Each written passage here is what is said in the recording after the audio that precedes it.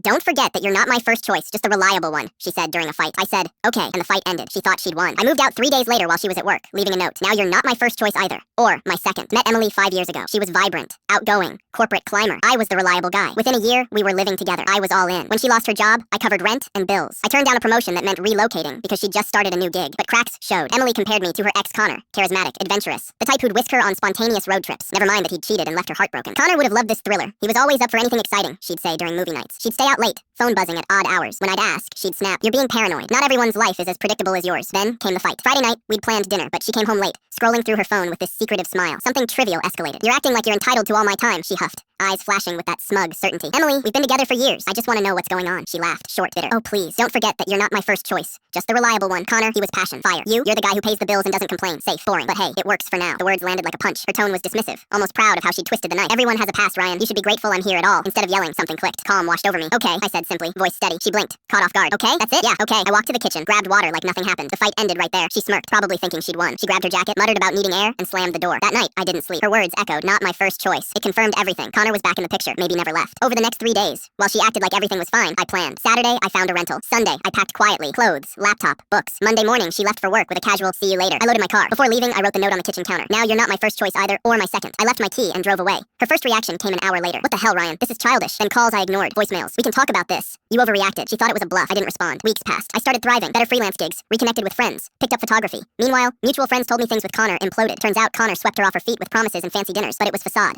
He was drowning in debt, using her as a crutch. She moved in with him quickly, posting about their adventurous life. Then he got caught cheating with an ex right in their apartment. Emily walked in on it. Drama spilled into her work life. Her performance tanked. She got let go a month later. Broke and humiliated, she crashed on a friend's couch. The irony was poetic. She'd discarded me as just reliable, chasing excitement with Connor. Now he'd discarded her, leaving her with nothing. Then texts started. "Ryan, I miss our talks." Voicemails. "Connor was a mistake. He cheated, left me with nothing. You were always the good one. Please call back." Now I was the good one after being demoted to backup. She showed up at my grocery store looking rough, hair messy, eyes puffy. "Ryan, please. Connor was abusive. I lost my job. I'm crashing on a couch. But you were my rock. Can we try again?" I set down an apple, voice firm. "No." Her face flushed. "You owe me a chance. You made your choice, Emily. Connor was the passion. I was just reliable. Remember? That was just a fight. You're being cruel. I'm being done. Good luck." I walked away. Her family got involved. Her sister. "Be a man. Forgive her." I blocked them all. Fast forward to Mike's birthday party. I went with Nora, a woman I'd met through a hiking group who appreciated that reliability is strength, not boredom. Emily was there, looking worn, nursing a drink alone. She approached hesitantly. "Ryan, can we talk privately?" I stepped aside but kept it public. Nora stayed nearby. Emily's eyes flicked to her. "Who's that?" "Someone who sees me as first choice," I said calmly. She winced. "I'm sorry for everything. Connor was a nightmare. You were the best thing I had. Please give us another shot." I mirrored her logic back. "Remember what you said? I wasn't your first choice. Just reliable. Well,